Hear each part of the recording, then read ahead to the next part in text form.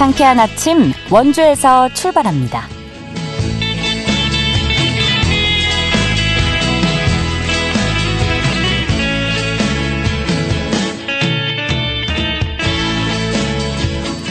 여러분 안녕하십니까? 2월 6일 목요일 KBS 원주방송국에서 보내드리는 상쾌한 아침 원주에서 출발합니다. 저는 진행의 이은주입니다. 여전한 한파경보 속에 강한 한기가 느껴집니다. 오늘 아침 최저기온 원주 영하 13도, 횡성 영월 영하 16도, 평창 영하 17도로 출발해 한낮에도 영하 2도 안팎에 머물겠는데요. 오늘 강추위 속에 전국적으로 눈 소식도 있습니다. 오후부터 하늘이 차차 흐려져 강원 내륙과 산지에 3에서 8cm의 눈이 예보됐습니다. 빙판길 안전하게 다녀주시기 바랍니다. 당분간은 추위의 기세가 꺾이지 않는 만큼 두터운 옷에 방한용품 잘 챙겨주시고요. 노약자분들은 가급적 외출을 자제해 주시는 게 좋겠습니다. 오늘 준비한 소식입니다. 우리 지역의 주요 현안에 대해서 깊이 있게 탐구해보는 시간 갖고요. 횡성문화원이 2025년 정월대보름 달맞이 행사를 개최합니다. 리포터 코너에서 전해드립니다. 원주 지역 내 아동들을 대상으로 농업체험활동 기회의 시간을 제공하고자 원주 농업기술센터가 나서는데요. 관련 내용 알아보죠. 2월 6일 목요일 상쾌한 아침 원주에서 출발합니다.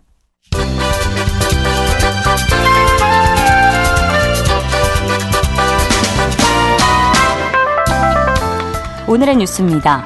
원주시가 시민들의 등하교 출퇴근을 위한 시내버스 운행을 확대합니다. 오는 10일부터 30번 장양리 연세대 노선, 90번 장양리 한라대 노선에 각각 버스 2대를 증차하기로 결정했습니다. 이에 따라 밤 10시가 되면 끊겼던 두 노선은 막차 시간을 밤 11시로 늘렸고 운행 횟수 역시 32회로 증차했습니다. 이 두 노선은 연세대와 한라대를 기점으로 그 사이 여러 중고교와 원주역을 경유하는 노선인데요. 학생들의 등하교와 직장인 출퇴근에도 많이 이용되고 있습니다.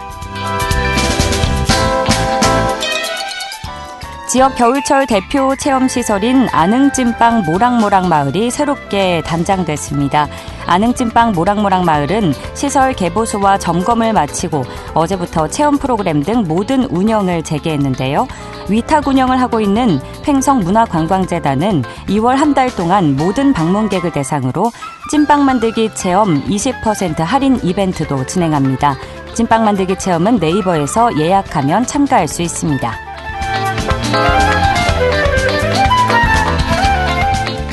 영월군 청소년 문화의 집이 초등 1학년에서 중학교 3학년 청소년을 대상으로 청소년 포상제를 운영한다고 밝혔습니다. 이번에 시행되는 청소년 포상제는 4가지 활동 영역에서 스스로 정한 목표를 성취해가는 성장 프로그램인데요. 목표 달성 시 여성가족부 산하 한국청소년활동 이사장 명의 인증서와 포상 단계별 메달을 받게 됩니다. 신청은 15일 영월군 청소년 문화의 집 강당에서 열리는 청소년 포상제 사업 설명회에서 할 수 있습니다. 오늘의 뉴스였습니다.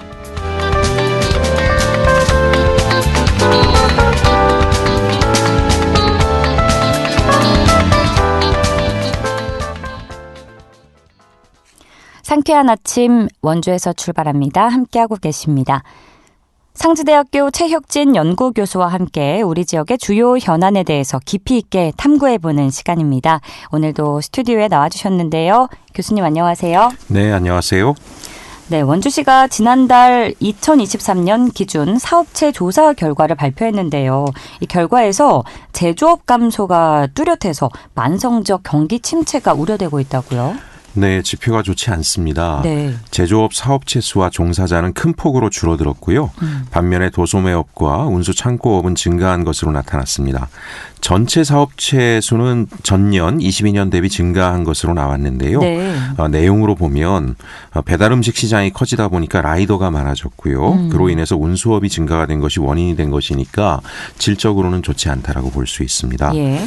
제조업은 무려 4.2%인 105개가 감소하였고요. 있는데요. 걱정이 되는 것은 제조업은 지역 경제의 심장 역할을 합니다. 그쵸. 제조업이 위축되면 타 경제 주체에도 상당한 파급 효과를 미칠 수 있는데요. 심각하게 좀 봐야 되지 않는가 생각을 합니다. 네. 실제로 2024년 그 원주시 경제지표조사 결과를 좀 보면 제조업체 한 곳의 평균 매출액은 36억이 넘고요. 예. 영업이익도 2억 7천만 원 정도로 보고되고 있습니다.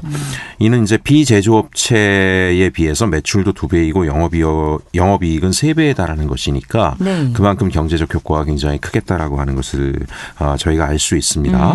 특히 제조업의 고용과 생산 효과라고 하는 것은 지역의 대다수 자영업과 서비스 기반 비제조업체 영업 매출에 영향을 줍니다. 그쵸. 제조업체에서 일하시는 분들이 와서 소비를 해야 일반 자영업 시장도 활성화되는 것인데 맞아요. 제조업이 위축되면 지역 경제 전반이 악영향을 받을 수 있겠죠. 지금 현재 그 경제지표 조사를 한번 보면 원주 제조업체의 40% 이상이 자금난에 시달리고 있고 전체 업체의 또 절반 가까이가 23년도 업황이 아주 나빠졌다고 응답을 했습니다. 더는 버티지 못하고 폐업을 선택하는 것이 제조업체가 감소하는 원인이라고 저희가 좀 예측해 볼 수 있고요. 예. 그 제조업체가 줄게 되니까 일자리도 많이 줄었습니다. 그렇죠. 전체적으로 한 1.6% 정도의 일자리가 줄어들었는데요. 300여 명이 넘는 숫자이고 원주 같은 중소도시에서는 굉장히 큰 문제라고 좀 볼 수 있겠습니다. 네.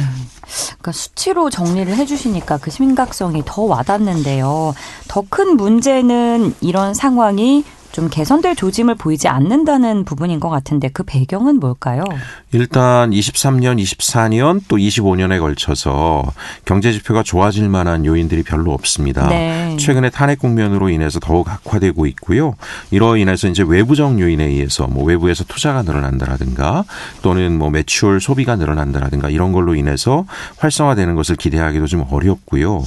이제 특히 지역 경제가 활력을 찾으려면 저희가 이제 세네 가지 요소가 굉장히 중요하게 좀 고려가 돼야 된다라고 보는데요. 어떤 건가요? 우선은 아무리 어려워도 비전 있고 유능한 행정이 있으면 좀 버텨볼 수 있습니다.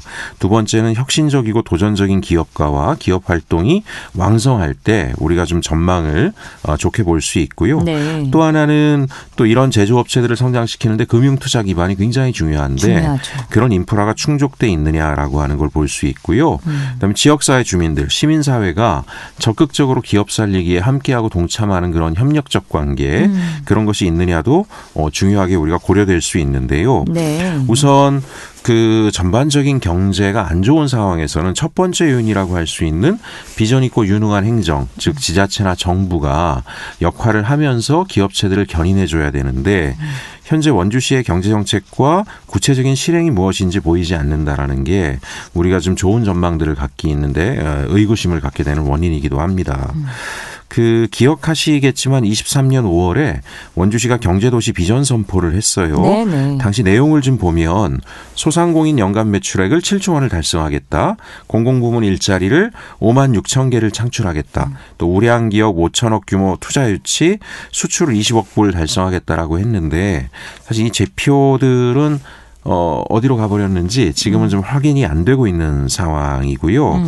어찌 보면 장밋빛 꿈만 거창하게 제시했고 구체적인 실행이 좀 뒤따르지 않은 그야말로 좀 심하게 얘기하면 아무 말 대잔치가 아니었나라고 하는 게 지금 지표로 나타나고 있습니다. 우선 저는 좀 안타까운 게 네. 그나마 강원도에서 원주는 지속적으로 인구가 좀 증가하고 있고요. 또 최근에 철도망까지 연결되면서 국가교통망의 중심으로 계속 부각되고 있지 않습니까? 그렇죠. 이것은 이제 경제 측면에서 보면 굉장한 호기입니다. 그런데도 불구하고 활력을 찾고 있지 못하다라면 원주시정에 좀 변화가 필요하다라고 밖에는 달리 평가할 길이 없다라고 보여집니다. 우선 저는 지금이라도 좀 경제 전문가들의 조언을 좀 듣고 예. 실행력 있는 원주시 경제정책을 좀 새롭게 수립해야 하지 않을까. 최근에도 대규모 외부 기업 유치를 하겠다라고 하는 그런 목소리들을 내고 있는데요. 우선은 경제정책이라고 하는 것은 네. 단순한 기업 유치가 아니라 지역에 있는 이미 지역에서 활발하게 기업 활동을 하고 있는 조직들이 어떻게 어떻게 하면 잘 성장하게 할 것인가라는 종합적인 정책이 있어야 되는데 그쵸. 예, 결국 우리 지역에 현재 열심히 지역을 위해서 활약하고 있는 기업들의 체질을 어떻게 강화할 것이냐 이런 부분들에 대한 구체적인 정책이 좀 있어야 될 것 같습니다. 예. 저는 뭐 원주시에 그런 말씀을 그 예전에 클린턴 전 미국 대통령이 네. 대선 승리할 때 슬로건이 뭐였나요? 바보야 문제는 경제야라고 기억이 이야기했습니다. 납니다. 네. 결국 경제 문제들을 잘 우리가 해결해 나갈 때 네. 시민들이 지방행정 또 정부에 대한 신뢰가 높아질 수 있고요. 성공하는 행정이 될 수 있다라고 하는 측면들을 잘 명심하고 경제 네. 정책들을 새롭게 재구성하기를 권고드립니다. 네. 첫 단어만 듣고 깜짝 놀랐는데 가장 중요한 단어가 나왔죠. 바보야 문제는 경제야. 예, 네. 강원형 신중년 생활안전 기동단을 운영한 결과 그래도 다수의 생활안전사고를 예방을 하고 또 취약계층에 큰 도움이 된 것으로 나타났다고요. 예, 원주시가 저는 뭐 박수치고 싶은 정책이라고 생각을 합니다. 네. 원주시가 지난해 2024년 세이프 원주 신중년 생활안전 기동단 뭐 약칭으로 얘기하면 생활안전 기동단을 운영하였다고 합니다. 네. 전기, 가스, 건축, 소방 전문가 한 10여 명이 경로당이나 어린이집, 지역아동센터, 일반 취약가구 등의 안전 상황들을 좀 점검을 했고요. 예. 이 755개 시설을 점검해서 약 1,800건 이상의 문제점들을 좀 찾아냈다라고 합니다. 분야별 지적 건수를 좀 살펴보니 건축 분야가 제일 많았다고 하는데요. 외부 벽면이 균열돼 있다라든가 천장이 누수로 인해서 벽지가 오염됐다라든가 사실 벽지 오염 문제도 중요합니다. 그쵸. 여기서 각종 박테리아가 나오면 맞아요. 어르신들 같은 경우는 네. 천식이나 네네. 이런 문제에 노출되죠.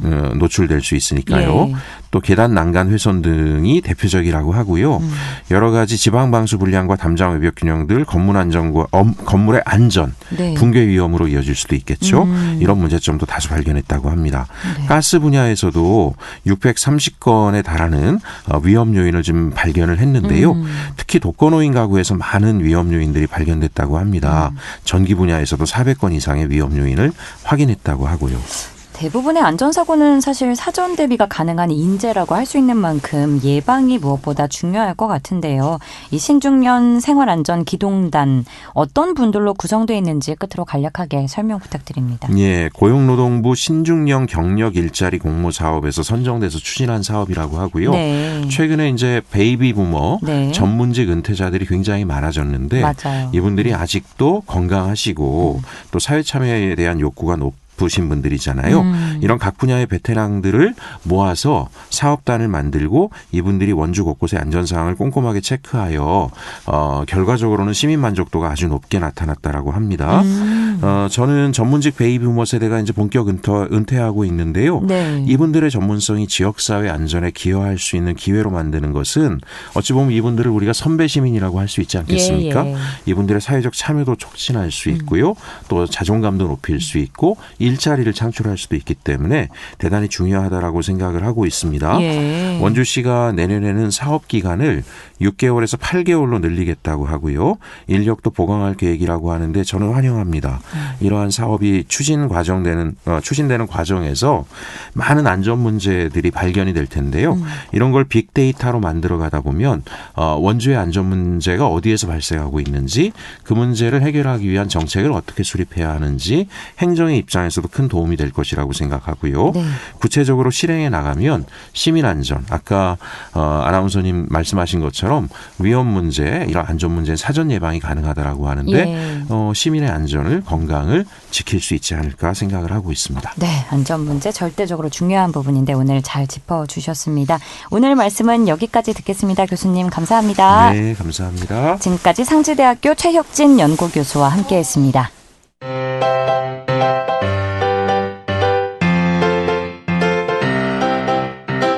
KBS 원주방송국이 유튜브 다시 듣기 서비스를 실시합니다.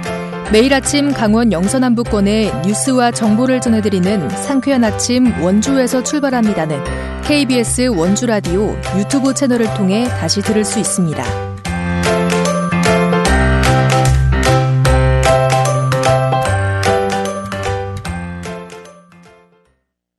지금 시각 8시 46분 지나고 있습니다. 횡성문화원이 민족 세시풍속인 정월대보름을 맞아서 오는 12일 전천둔치에서 정원대보름 달맞이 행사를 개최하는데요. 자세한 이야기 김소혜 리포터와 나눠봅니다. 안녕하세요. 네, 안녕하세요. 네, 전국 곳곳에서 정월대보름 축제들이 열리고 있는데 이 횡성의 정월대보름 축제는 어떤 모습일지 궁금하네요. 네, 우선 정월대보름은 한 해 첫 보름달이 뜨는 날이기도 하고 네. 음력으로 1월 15일, 양력으로는 2월 12일인데요. 횡성군에서는 양력 날짜에 맞춰서 행사를 개최한다고 합니다. 네. 오후 2시부터 전통 놀이 경연대회를 시작으로 부럼, 귀발기술, 소원지 쓰기, 한해 운세 보기, 투호, 윷놀이 제기차기 등 다양한 전통 문화를 체험할 수 있고요. 5시부터는 개막 공연이 준비돼 있고 전통 떡매치기를 진행한다고 합니다.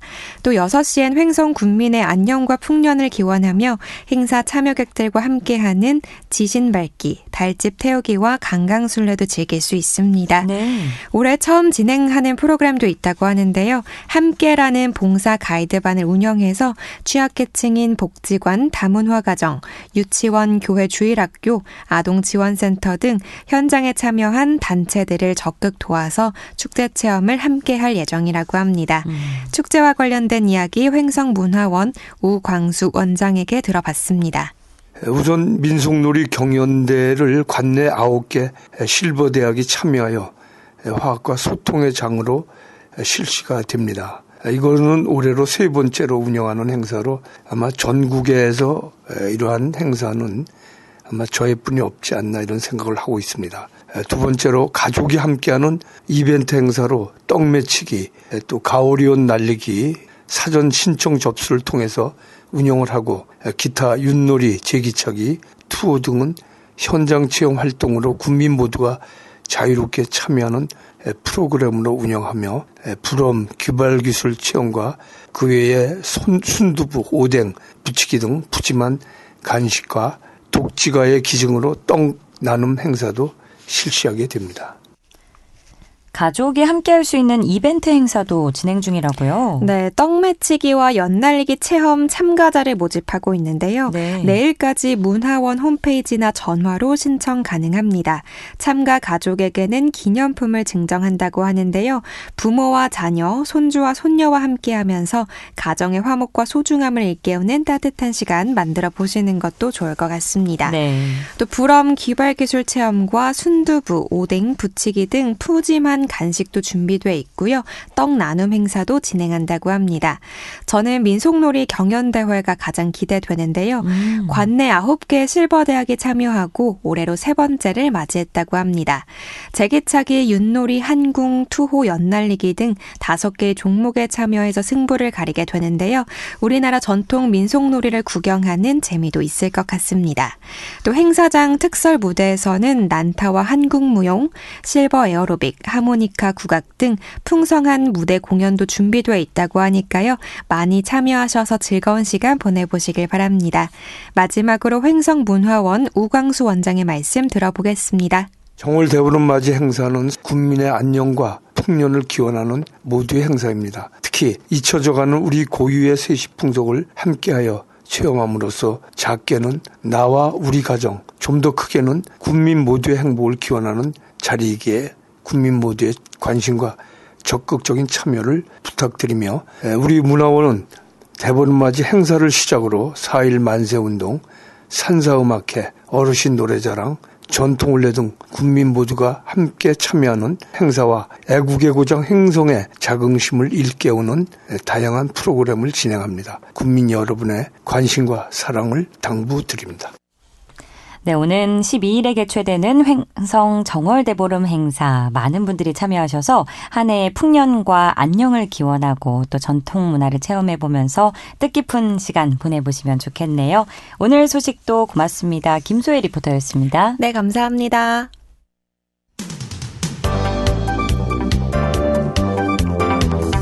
생생한 현장, 유익한 생활 정보를 전해드리겠습니다. KBS 원주라디오 상쾌한 아침 원주에서 출발합니다를 함께하고 있습니다. 8시 51분입니다.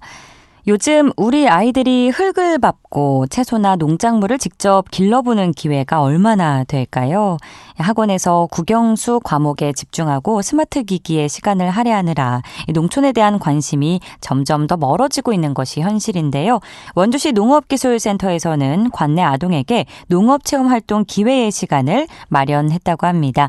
자세한 내용 원주시 농업기술센터 김성실 연구사와 이야기 나눠봅니다. 연구사님, 안녕하십니까? 예, 안녕하세요. 네, 반갑습니다. 어제 오늘 이야기는 아닙니다만 우리 아이들의 관심사가 채소나 농작물 쪽에 있다기보다는 이제 공부나 스마트 게임에 집중하는 경향이 나타나고 있는데 언제 좀 피부로 느끼시나요? 저도 기사나 방송을 통해서도 많이 접해서 알고 있고 네. 또 식당이나 카페에서 이 스마트 기기를 능숙하게 다루는 아이들 보면서도 느끼고요. 또 방학을 지내고 있는 자녀들과 이런 핸드폰 사용으로 실랑이를 해본 부모님이라면 또 다 공감을 하시리라고 생각합니다. 네, 일상에서 쉽게 느낄 수 있는데 네. 이런 이유로 원주시 농업기술센터에서 2025년 농업체험 프로그램을 진행하신다고 들었습니다. 어떤 프로그램인지 소개 부탁드립니다. 예, 원주시 농업기술센터는 다양한 농작물과 농촌 경관을 경험할 수 있는 농업체험학습장을 운영을 하고 있습니다. 계절이 변하고 식물이 자라 열매 맺는 과정과 정감 있는 농촌의 모습을 느낄 수 있는 공간인데요. 네. 2025년 농업체험 프로그램은 바로 이 공간에서 다양한 원예 식물을 심어보고 곤충도 관찰하고 텃밭을 직접 경작해보는 활동들로 구성되어 있습니다. 크게 농업교실과 분양 텃밭 분야로 구분할 수가 있겠습니다. 그러니까 식물을 직접 심어도 보고 곤충을 관찰하고 자연과 그야말로 가까운 시간이 될 것 같네요. 네, 맞습니다. 네, 그럼 이런 농업체험 프로그램을 진행하게 된 배경은 좀 어디에서 시작이 됐을까요?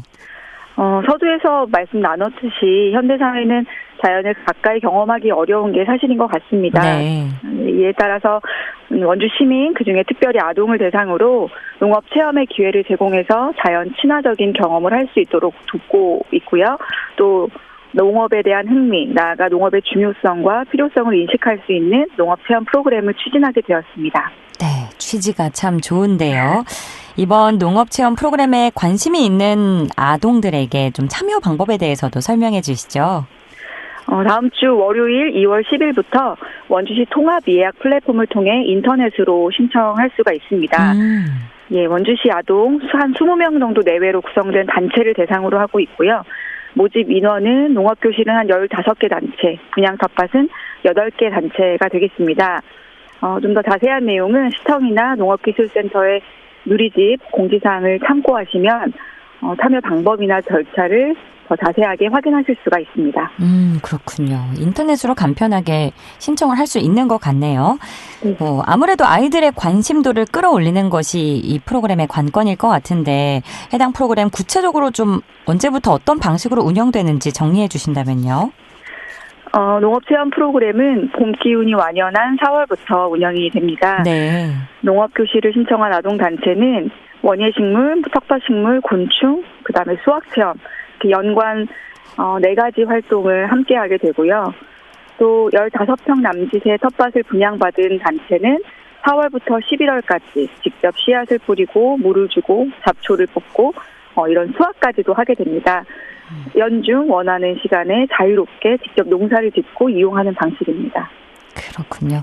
우리가 앞서도 언급을 했습니다만 흙을 밟기보다 아스팔트나 시멘트길을 밟는 시간이 더 많아진 아이들에게는 이번 프로그램이 이제 농업과 더없이 가까워질 수 있는 기회가 아닐까 싶은데 어떤 부분을 특히 좀 기대하시나요, 효과로? 우선 아동에게는 자연이 주는 편안함, 안정감이 가장 큰 효과일 것 같습니다. 또 여기에 땀 흘려 경작하는 기쁨, 신체 활동을 통한 심신의 건강도 농업체험 프로그램의 좋은 효과입니다. 나아가서 다음 세대들에게 농업과 농촌에 대한 관심, 이해 높일 수 있는 좋은 기회가 될 것입니다. 네, 하지만 이게 일회성의 프로그램으로 그친다면 아이들에게 교육에 효과를 주기에는 한계가 있겠죠. 지속 가능한 프로그램으로 자리 잡기 위해서 좀 어떤 부분을 우리 어른들이 고민해야 한다고 생각하시는지 청해 듣겠습니다. 작은 것이 모여서 큰 것을 이룬다는 말처럼 일상에서 화분 하나, 작은 씨앗 하나 심어보는 적극적인 마음가짐이 필요할 것 같습니다. 또 농업체험을 계획하거나 경험하고자 하는 기관 관계자께서는 저희 농업기술센터로 연락 주시면 도움을 보탤 수 있도록 하겠습니다. 네. 앞으로도 우리 아이들을 위해서 많이 애써주시고요. 좋은 프로그램 많이 만들어주시길 바라겠습니다. 오늘 말씀 고맙습니다. 네, 감사합니다. 지금까지 원주시 농업기술센터 김성실 연구사였습니다. 2월 6일 목요일에 전해드린 상쾌한 아침 원주에서 출발합니다. 오늘 순서는 여기까지입니다. KBS 원주방송국은 표준 FM 97.1MHz로 청취자와 함께하고요. 라디오 다시 듣기 서비스는 유튜브 채널을 통해서 이용 가능합니다.